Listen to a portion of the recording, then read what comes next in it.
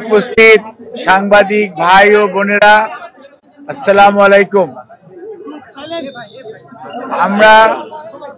সবাই জানি গত 23শে নভেম্বর সন্ধ্যার পরে বাংলাদেশের তিনবারের সাবেক প্রধানমন্ত্রী, বাংলাদেশ জাতীয়তাবাদী দলের চেয়ারপারসন দেশনেত্রী বেগম খালেদা জিয়া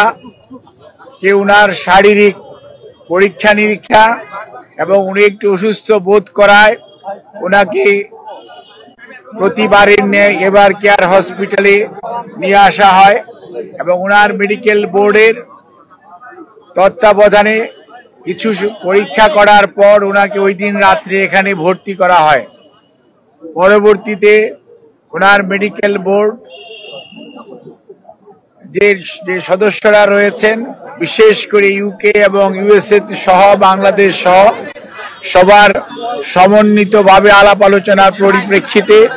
ওনাকে হসপিটালে বেশ কয়েকদিন রাখার ব্যাপারে সিদ্ধান্ত হয় এবং ওনার আরো কিছু ব্যাপক পরীক্ষা নিরীক্ষা করে পরবর্তী চিকিৎসা কার্যক্রম গ্রহণের সিদ্ধান্ত হয় এবং ওনার শারীরিক যে সকল পরীক্ষা নিরীক্ষা করা হয় সেই সমস্ত পরীক্ষা নিরীক্ষার রেজাল্টের ফলাফলের ভিত্তিতে চিকিৎসকগণ সিদ্ধান্ত গ্রহণ করেন যে ওনাকে আরো নিবিড় তত্ত্বাবধানে চিকিৎসা করা প্রয়োজন এবং সেই লক্ষ্যেই গত 27 তারিখ অর্থাৎ 27 তারিখ সকালবেলা ওনাকে ক্রিটিক্যাল কেয়ার ইউনিট বা সিসিইউতে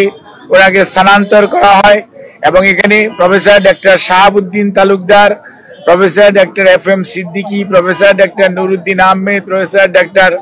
জিয়াউল হক এবং doctor Zafar Iqbal, professor doctor Abu Zafar Mohammad Saleh, professor doctor Masum Kamal এবং প্রফেসর ডক্টর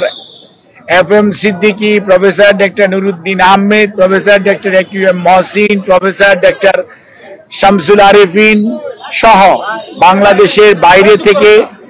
আমেরিকা থেকে professor doctor Habibur Rahman, professor doctor Rafiquddin Ahmed, professor doctor Hamid Rab এবং প্রফেসর ডক্টর হ্যামিল্টন, আর ইউকে থেকে professor doctor Patrick Kennedy and professor doctor Jennifer Cross এবং সর্বোপরি ভারপ্রাপ্ত চেয়ারম্যান জনাব তারেক রহমান সাহেবের